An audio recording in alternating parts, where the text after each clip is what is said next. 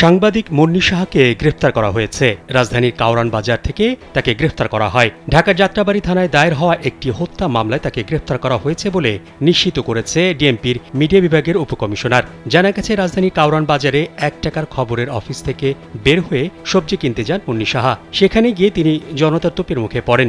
বেশ কিছুক্ষণ তাকে ঘিরে রাখা হয়। পরে ঘটনাস্থলে উপস্থিত হয়ে পুলিশ তাকে হেফাজতে নেয়। পুলিশ বলছে, কাওরান বাজারে জনতা টাওয়ারের সামনে সবজি কিনছিলেন মুন্নী সাহা। এ সময় তাকে চিনতে পেরে একদল লোক বিক্ষুব্ধ হয়ে তার উপর চড়াও হন। খবর পেয়ে দ্রুত ঘটনাস্থলে যায় পুলিশ। পরে তাকে উদ্ধার করে হেফাজতে নেওয়া হয়। জুলাই আগস্টে ছাত্র জনতার আন্দোলনে রাজধানীর যাত্রাবাড়ীতে শিক্ষার্থী নাইম হাওলাদার নিহতের ঘটনায় একটি হত্যা মামলা হয়েছে।